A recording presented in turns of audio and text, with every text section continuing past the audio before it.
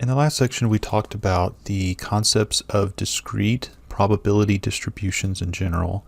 In this section, we're going to talk about a specific type of discrete probability distribution called a binomial distribution. We start by what makes up what's called a binomial experiment. And a binomial experiment is a probability experiment that satisfies these conditions. First, it has a fixed number of trials, where each trial is independent of the other trials. 2, there are only 2 possible outcomes of interest for each trial. Each outcome can be classified as a success or a failure. Then 3, the probability of a success is the same for each trial. And then finally, the random variable x counts the number of successful trials. If an experiment meets these 4 criteria, then it's called a binomial experiment.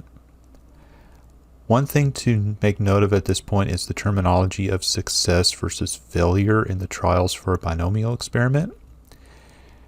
They designate them sometimes as just S or F for success or failure, but the understanding and the implication here is not quite the same as in general we think about the words success and failure. Success in this context is when it matches a certain outcome. So it could be a scenario matching an outcome that might not generally be thought of as, quote, success, but we just classify it that way for a binomial experiment if it matches a certain outcome. And so failure in this context would be when the results of a trial does not match a certain outcome. In our notation for a binomial experiment, and then finally binomial distributions as well, we're going to use the lowercase symbol n for the number of trials, which kind of goes along with how we often use lowercase n for the sample size, the amount of things in a sample, things like that. The letter P is going to stand for the probability of the success in a single trial. The Q will stand for the probability of failure in a single trial. So it's in other words, the complement of success, which in probability we would do 1 minus P. The 1 minus the probability of success would be the other way around, probability of failure. And then the letter X is going to be the random variable representing a count of the number of successes within n trials. So X being a variable can take on different values, starting from 0 all the way up to the value n. Let's look at an example of how this is set up here. And we're going to check first off if the descriptions tell us a binomial experiment or not. In this case, it says a certain surgical procedure has an 85% chance of success. A doctor performs the procedure on 8 patients. The random variable represents the number of successful surgeries. Let's go through the 4 conditions, starting with the first condition. The experiment has a fixed number of trials, where each trial is independent of the other trials.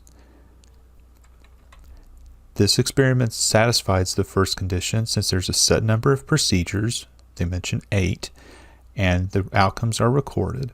And we understand that one would not necessarily affect the other. They're independent events in this case. Condition 2. There are only 2 possible outcomes of interest for each trial. Each outcome can either be classified success or failure. This experiment also satisfies that condition because we are only counting 2 possible outcomes for the surgery in this case. For condition 3, the probability of success is the same for each trial. They mention that as well. It satisfies the third condition because each time they conduct this process, there's an 85% chance of success. Condition 4, the random variable x counts the number of successful trials. They mention that in the statement.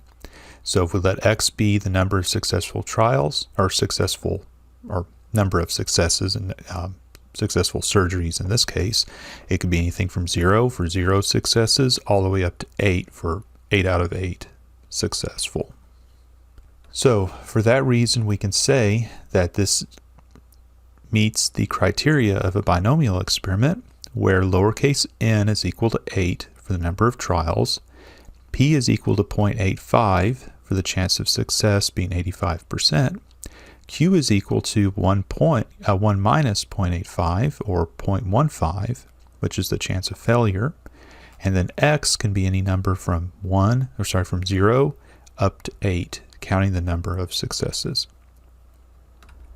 On the other hand, let's look at this scenario here. It says randomly selecting 3 marbles from a jar without replacement, and the random variable represents the number of red marbles selected. Condition 1 is satisfied because there is a fixed number of trials, 3 in total. Condition 2 is satisfied since the outcome is either success or failure, either picking a red marble or not picking a red marble. However, condition 3 is not satisfied since each selection is done without replacement. So each time they pick one out, there will be fewer to choose from, which changes the probability. When the first selection is made, there are 5 red out of 20 total, so the probability of choosing a red is 5 out of 20, 5 over 20. But if it's taken out and not replaced, now the selection would be from 19 in the next selection. So the probability of choosing a red on the second selection would be 5 over 19, if we didn't get a red. So it does change probability regardless of what happens if this is done without replacement. So for that reason that the probability changes from one selection, one trial to the next, it wouldn't meet the criteria for a binomial experiment. Here's the formula for a binomial probability. In a binomial experiment, the probability of exactly x successes within n trials is given by P of x, which is equal to NCx, which is the number of combinations of n things taken x at a time, times p raised to the x power, q raised to the n minus x power. And that's equal to n factorial over n minus x factorial. That's the formula for the combinations, with p of x and then q raised to the n minus x. Note that the number of failures is given by the n minus x in this case, because x counts the number of successes, so whatever's left over would be the failures. Let's look at some numbers, plug them in, and see how this calculation goes. A binomial experiment with a chance of success given as p equals 0.3 with n equals 6 trials conducted. What is the probability that the experiment results in exactly 3 successes? First, we determine the value of all variables in the formula. So that means we need to know what p is equal to, which we were given that number. Q is equal to 1 minus p, or 1 minus 0.3 equal to 0.7. They told us number of trials equal to 6. And then the number for x counts the number of successes. So if they want us to find the probability of exactly 3, we'll have x is equal to 3. So here's our formula again for probability in a binomial experiment. We'll plug in the numbers for n, x, p, and q. It looks something like this. Probability of 3 successes is equal to 6c3, then 0.3 to the third, 0.7 raised to the 6 minus 3.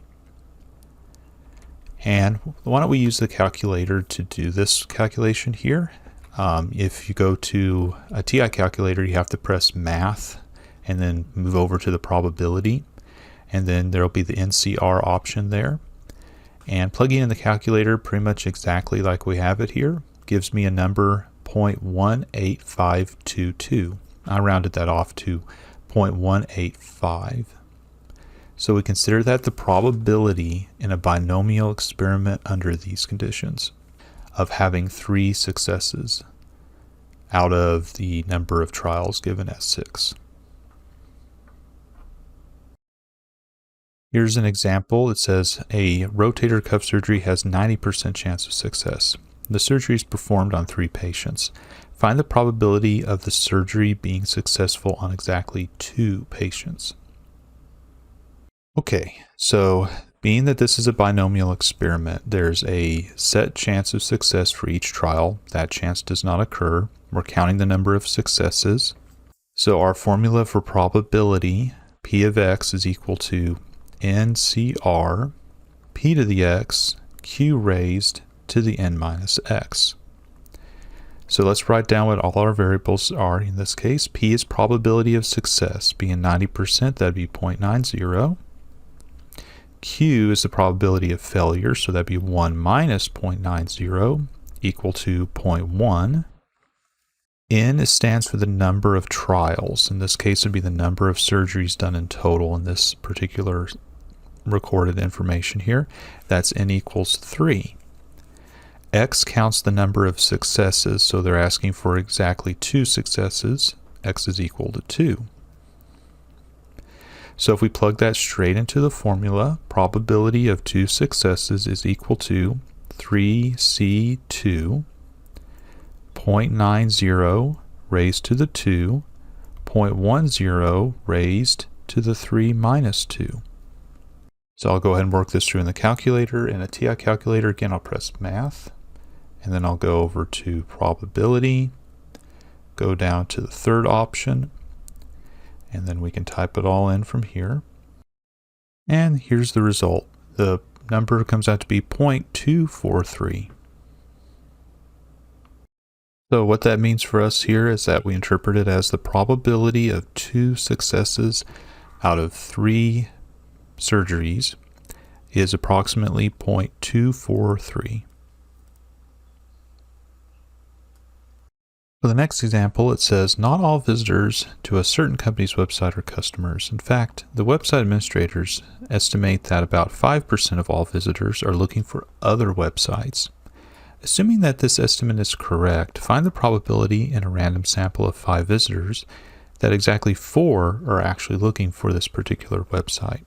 Well, let's start from the percentages it gives us here. So it tells us that 5% are looking for other locations, other websites, which tells us that 95% must be looking for that particular website. This informs how we're going to approach it from the binomial experiment in the formula. This is a binomial experiment. Since there's a set number of trials, we'll count up the number of successes, and the probability will be the same within each trial in this case, or for each visitor. So the probability of success, I'm going to call that 0.95 for the probability that they were trying to visit that particular website, which means the chance of failure, or the fact that they would be looking for something else, would be 0.05. So that'll be our numbers for P and Q. The number of trials N is equal to the number of visitors they sampled, which is 5. X is the number of successes, in this case 4 out of 5 that were actually looking for the web page. So using our binomial formula for probability, the probability of 4 is equal to 5C4 times 0.95 raised to the 4 times 0.05 raised to the 5 minus 4. So the probability here would be approximately 0.204.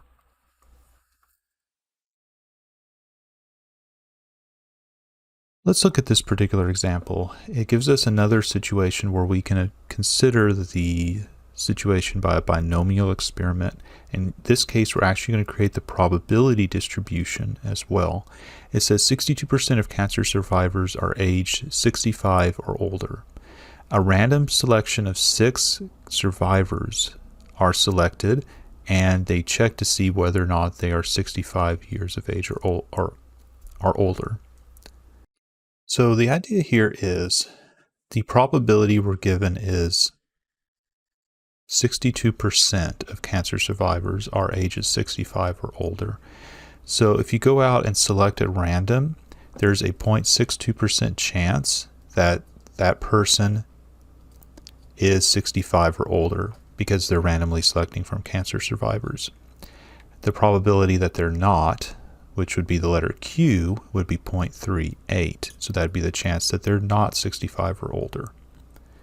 In this particular situation, we're trialing or surveying 6 survivors, so the number of trials would be n equals 6, and the number of, quote, successes would be recorded by the value x, which would be the number from that survey sample who are 65 or older. So they could be 0 who are, or there could be all the way up to 6 who are.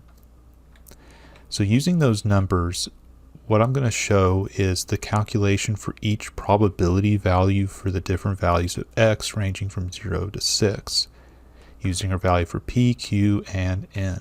Starting with p of 0, the probability that 0 are 65 or older in the sample. That comes out to be 0.003. Probability of 1 in the sample is 65 or older is 0.0295. And then probability of 2 is given here, 0.1202. Probability of 3, probability of 4, 5, and 6. So after going through all the values of our variable x, we can set up the probability distribution for this binomial experiment. Taking these values and putting them in a table looks something like this. So the values of x and the corresponding probability values that go with it. And we can create a histogram out of this as well, where we're displaying the probability values for each value of x. So you can kind of see how a lot of them are kind of clustered sort of around the 3, 4, 5 mark in this case. It's kind of shifted also a little bit to the side. A little bit of a left skew on this particular graph here as well. So we'll take this histogram again as probabilities for different values of x, which is the probability that a survivor is 65 or older. So p of x equals 2 would be interpreted as the probability that 2 out of 6 are 65 or older, which according to our calculations is 0.120. That's displayed here on the histogram as well. P of x equals 6 is the probability that 6 out of 6 are 65 or older, which we can see is 0.057.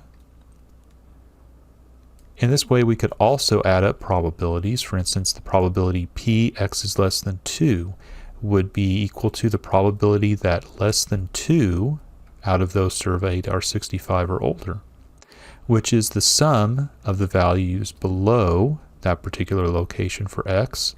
In other words, the values for p of 1 and p of 0 added up together. So 0.03 plus 0.29 is equal to 0.032. In our discussions of discrete probability distributions, we talked about also the mean, variance, and standard deviation. We can do that here also for a binomial experiment and a binomial distribution. So they do have specific formulas for these particular situations. Here the mean, mu, is given by n times p.